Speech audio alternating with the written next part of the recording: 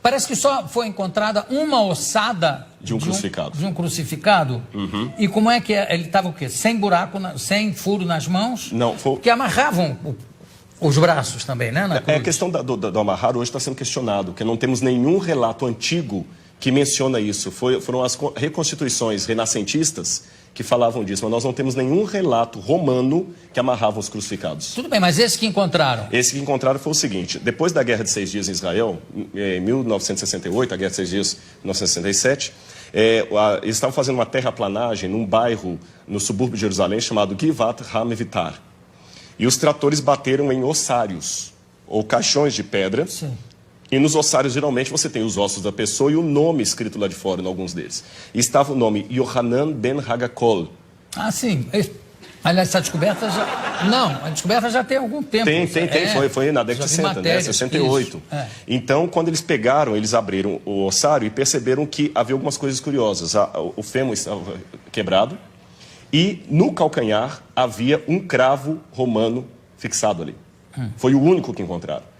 Então, a partir daquela ossada ali, eles fizeram um levantamento legístico de como seria a posição de um crucificado na cruz. E é bem diferente do que a gente imagina claro. Das reconstruções medievais. E a sofrimento de Cristo ficou de uma maneira muito mais dantesca, a visão arqueológica e eu até diria legística, porque foram médicos de medicina forense que fizeram reconstituição da causa morte. E o negócio de cravo na mão não tem?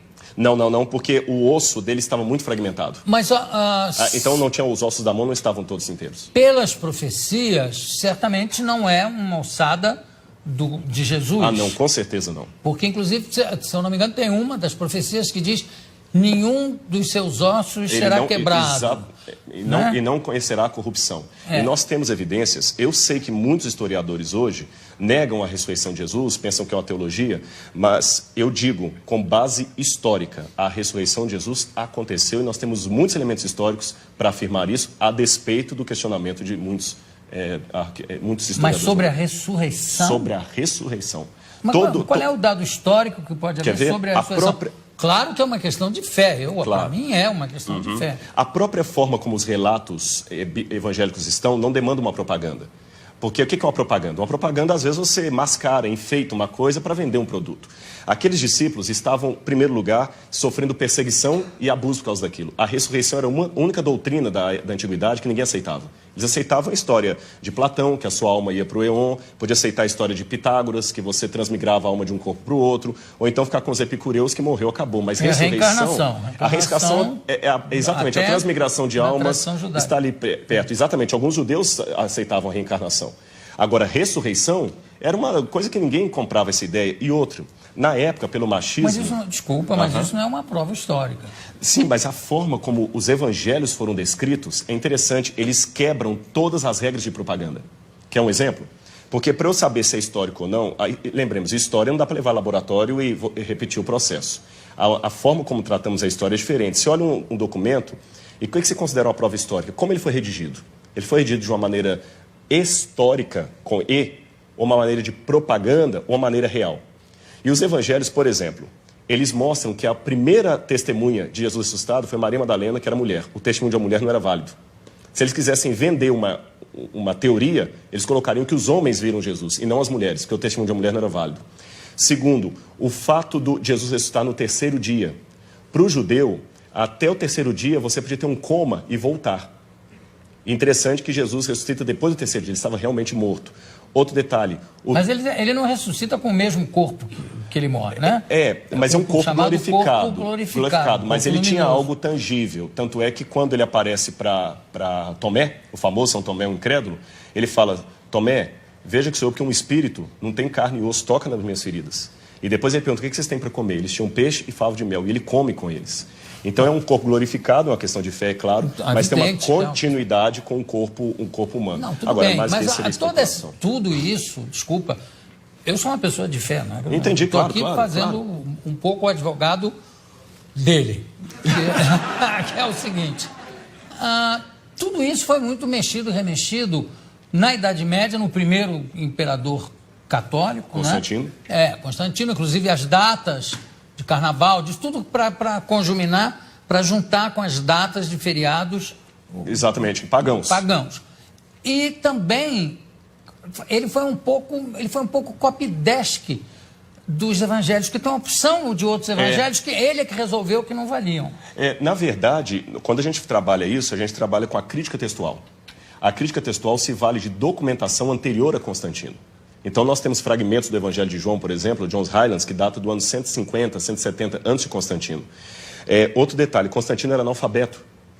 E os evangelhos apócrifos que começaram a surgir, os famosos aí, com todas aquelas histórias, eles não foram aceitos no cânon.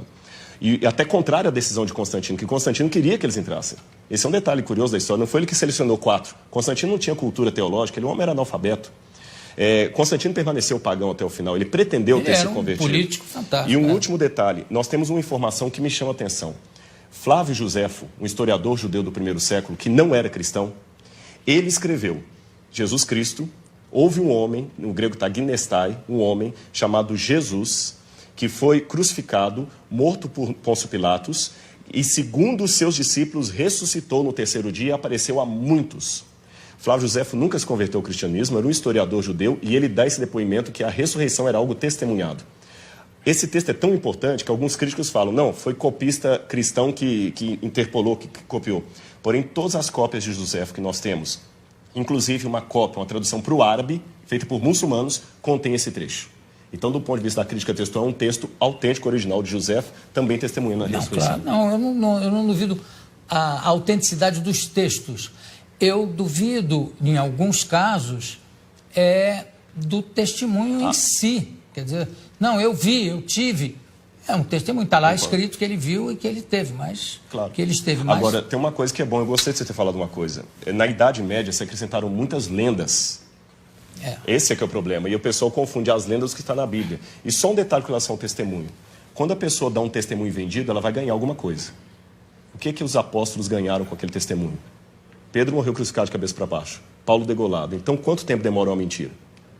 Essa que é a questão. Eles não ganharam nada, só ganharam perseguição. Então, das duas, uma. Ou aquele pessoa era muito doido, ou ficaram tão extasiados com aquilo que preferiram morrer a negar o depoimento que eles estavam. Se fosse uma mentira, eles tinham pulado fora. Ninguém ia ficar com Cristo até o final. O único que traiu foi Judas. Os outros ficaram, e até hoje a história está aí, e nem a modernidade conseguiu matar essa brilhante história da ressurreição de Jesus. Bom, claro, porque eu acho que aí, de novo, eu acho que é uma questão de fé. Né? Se você acredita, acredita. Se você não acredita, não adianta. Eu acho que não se pode provar a fé, graças a Deus, não se pode provar a fé cientificamente, não tem como. Claro. Concordo, exato. Agora, e tem as lendas, tipo aquela que diz que Jesus, depois que ressuscitou, reuniu os discípulos, subiu numa pedra e disse, foi subindo enquanto dizia, adeus mundo, de 1000 passarás, 2000 não chegará. A 2000 não chegarás. E subiu. Eu queria saber como é que fica isso rimando em hebraico ou em aramaico. Yidervot Shepayoro e subiu. Algumas palavrinhas em aramaico. Aí ficou o pezinho dele marcado. Exatamente. Marcado na rocha. Você sabe que lá em Jerusalém tem isso por causa dos muçulmanos, que os muçulmanos falam que Maomé, quando foi assunto ao céu, deixou as marcas da mula dele lá no domo da rocha. Agora, mas as pedras eram muito moles. Muito moles. Agora, é importante, Jô, a gente ter bem claro isso. Concordo, é uma questão de fé, mas a fé é racional. Porque senão eu posso... Essa frase é a maior antifrase que eu já ouvi aqui na minha vida, Rodrigo. A fé é racional. Ela é racional, porque senão ela não é fé, é fideísmo. Você é um craque, realmente. Parabéns. Obrigado.